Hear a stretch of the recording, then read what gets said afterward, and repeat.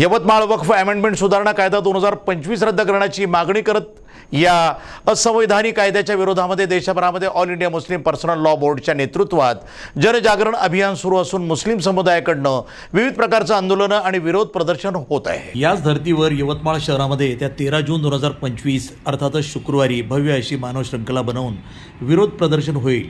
या आंदोलनामध्ये यवतमाळ शहरातील हजारो मुस्लिम नागरिक, युवक आणि इतर सामाजिक संघटनांचे लोक सामील होऊन मानव श्रृंखला बनवून वक्फ सुधारणा कायदा 2025 रद्द करण्याची मागणी करतील। यवतमाळमध्ये वक्फ बचाव दिन बचाव अभियानद्वारे येत्या शुक्रवारी 13 जून रोजी दुपारी 2:30 वाजेपासून कळंब चौक ते शारदा चौक, शनी मंदिर चौक, तहसील चौक ते नेताजी चौक ते संविधान चौकपर्यंत भव्य अशी मानव श्रृंखला ह्युमन चेन बनवली जाणार आहे।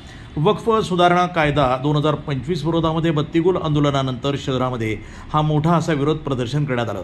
यासाठी यवतमाळमध्ये AIMPLB यवतमाळ जिल्हा वर्किंग कमिटी वक्फ बचाव दिन बचाव अभियान समितीकडून मोठ्या प्रमाणात जनजागरण करण्यात येत आहे।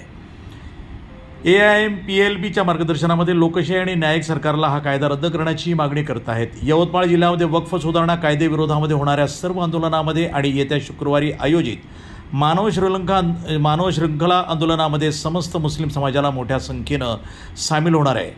AIMPLB यवतमाळ वर्किंग कमिटीनं केले आहे। या आंदोलनाला यशस्वी करण्यासाठी जिल्हाध्यक्ष मुफ्ती इनामुल्ला खान, यवतमाळ वर्किंग कमिटीचे सदर मौलाना शारिक मजाहरी, कुल जमात विकाफचे सदर डॉक्टर शेख मुजीब, वक्फ बचाव दिन बचाव अभियान समितीचे मुफ्ती सोहेल, हाफिज शेर खान, हाफिज अनीस, शकील अहमद खिजर, जिया मिनाई, हाफिज खालिद, सैफुल्ला, खलील अहमद, शकील अहमद, साजिद पटेल, मुश्ताक गौरी, अली इमरान, निसार फारूकी, समीर साहिर, असीम अली, एहतिशाम अहमद, जुनैद जोहर, जाफ़र खान, निज़ाम काजी, सैयद शाहबुद्दीन, नाजिम खान, वसीम खान, अशरफ खान, उज़ैर पटेल, ॲडव्होकेट काशिफ रहमान, फरहान मुस्तबा, आमिर अहमद, नावेद खान यांच्यासह शेकडो लोक यावेळी परिश्रम घेत आहेत।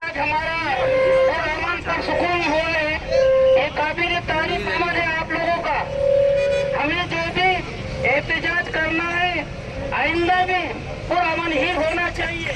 काबिल तारीफ है ये आपका सकली के साथ यहाँ तक आना, लेकिन इससे ज्यादा काबिल तारीफ ये होगा कि जब ये मजलिस ये एहतजाज खत्म होगा तो हम इसी तरीके से पुरअमन और पुरसुकून वापस जाएंगे। इंशाअल्लाह इसका ख्याल रखेंगे।